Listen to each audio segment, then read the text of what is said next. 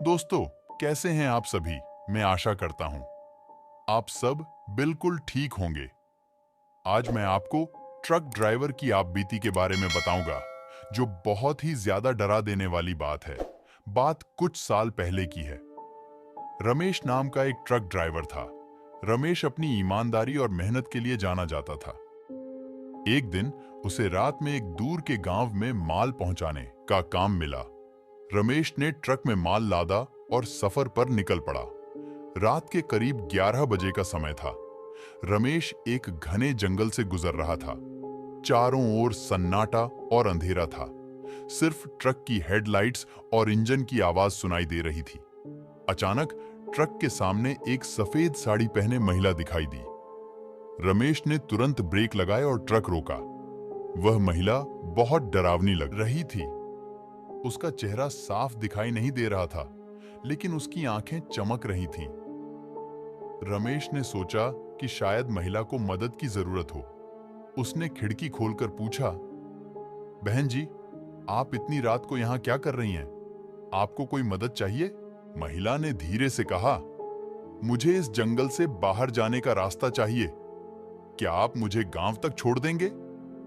रमेश ने उसे ट्रक में बैठा लिया और ट्रक फिर से चल पड़ा। कुछ देर बाद रमेश ने महसूस किया कि महिला बहुत चुपचाप बैठी है। उसने शीशे में देखा तो वह महिला गायब थी। रमेश का दिल जोर जोर से धड़कने लगा। उसने ट्रक रोका और इधर उधर देखा, लेकिन कोई नहीं था। डर के मारे रमेश ने ट्रक की रफ्तार बढ़ा दी और गांव की ओर भागा। जब वह गांव पहुंचा तो उसने वहां के लोगों को इस घटना के बारे में बताया। गांव के बुजुर्गों ने उसे बताया कि कई साल पहले एक महिला की उसी जंगल में मौत हो गई थी और उसकी आत्मा अब भी वहां भटकती रहती है। रमेश की हालत खराब हो गई थी, लेकिन उसने हिम्मत नहीं हारी। उसने सोच लिया कि अब कभी रात को उस जंगल से नहीं गुजरेगा। वह घटना रमेश के जीवन की सबसे डरावनी घटना बन गई, जिसे वह कभी नहीं भुला पाया। इस कहानी से हमें यह सीख मिलती है कि हमें अज्ञात जगहों पर सावधानी से चलना चाहिए और हर किसी की मदद करने से पहले सोच समझ लेना चाहिए।